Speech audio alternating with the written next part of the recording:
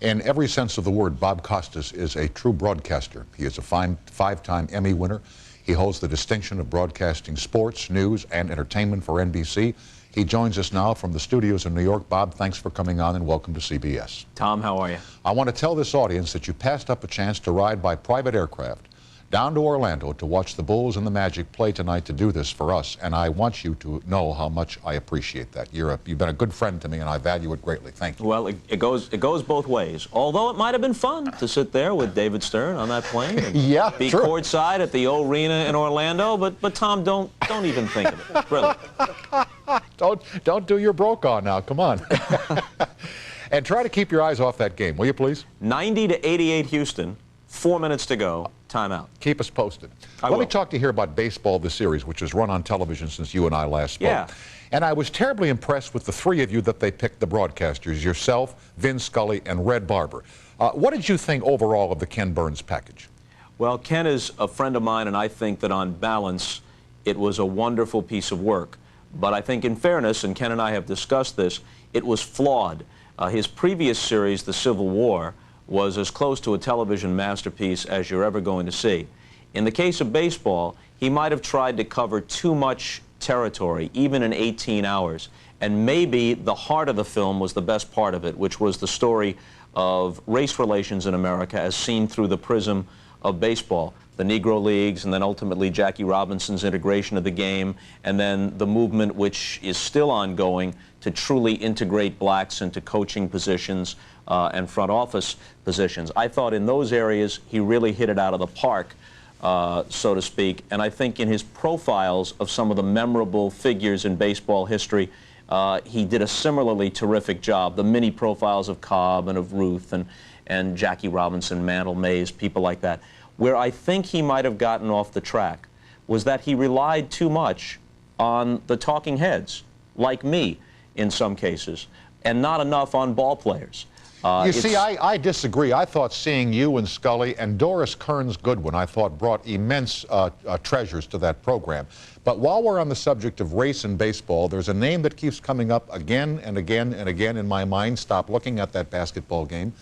And that is the fellow who played for the Monarchs. Is it Buck O'Neill? Yeah, Buck O'Neill. We're trying to book him here. I'm dying to meet this man and explore with him his experiences in the Negro Leagues. He was the heart and soul, really, of Ken's film. He was to the baseball film what Shelby Foote was, the historian, to the Civil War film. I had known Buck for many years before he showed up on Ken's series. He's a scout for the Kansas City Royals, lives in Kansas City, and when Tony Kubek and I were doing the baseball game of the week, very frequently we'd have dinner with him after the Friday night game prior to the Saturday broadcast, and he'd regale us with stories about Satchel Paige and Josh Gibson, one of the greatest natural storytellers and warm personalities you'll ever see. But just to complete the point I was making, Tom, yes, I think that sure, it's great, and I was honored when he referred to Red Barber as the grandfather, Vin as the father, and me as the son in this group of broadcasters that he put together to be in that kind of company. And I think we all had something to contribute. But what I didn't realize, for example, as I did the show, he interviewed me 3 years before it aired for 2 hours, and I had no idea, as none of us did, where each of our comments would be used. And then Willie Mays makes his great catch in the 1954 series, and up I pop commenting about it. But there's no comment from Willie Mays, and there's no comment from someone who actually covered that game. And some people who cover baseball were cynical about that. They said, why would Bob Costas be the appropriate person here, or George Plimpton or Doris Kearns Goodwin? And that wasn't our choice. So I think if there was any flaw in what was overall a wonderful evocation of what makes people love baseball, I think it was that maybe Ken leaned a little too heavily on those not in uniform and didn't get enough of the active participants in it. That would be my one misgiving. Let me ask you about the reality of baseball. Now that the strike which solved nothing is over and the boys of summer are back on the field, is the game going to be okay? I mean, people fret about this game, and I keep comparing it to radio. You know, AM radio since 1950s, they've been trying to kill it, and the sucker just won't die. And I think the same is true of baseball. Well, the standard wisdom about baseball always has been it must be a great game because none of the stupidity of the owners or in recent years the players has been able to kill it. but there's always a first time. I don't know that baseball is dead, but I think it has suffered a very, very serious wound. I was not one of those who believed, even last summer, that when this thing ended, the fans would come flocking back as they have after previous strikes or lockouts. I always felt this one was different in kind than anything that had preceded it, because you'd never had a season before that wasn't played to resolution. Losing a chunk is one thing, but when you lose the end of the year, and you don't have Tony Gwynn chasing 400, you don't have the pursuit of Roger Maris's record, and most importantly, you have no World Series, so you have no conclusion, no real offseason, no hot stove league, no trades, no natural rhythm to the buildup of spring training. Once they eventually started, it doesn't feel right. They're playing what are called big league games now, but even to someone like me, and I think you'd have to look long and hard to find a bigger baseball fan than me, it just doesn't feel right. These feel like ersatz games. We know it's a 144-game season, so in terms of stats, it won't be legitimate. It could possibly be stopped again. The whole rhythm of it is off. I haven't read a box score all year, and I haven't watched more than an inning at a time. I'm just not engaged by it. I think a lot of people feel the same way. The other night, Pete Rose was here, and we talked about the Hall of Fame. And I'm one of those people who believe that for his accomplishments on the field, he must be admitted to the Hall of Fame. I agree. You're nodding your head the same way. And we talked about his breaking of the rules, his sin of gambling.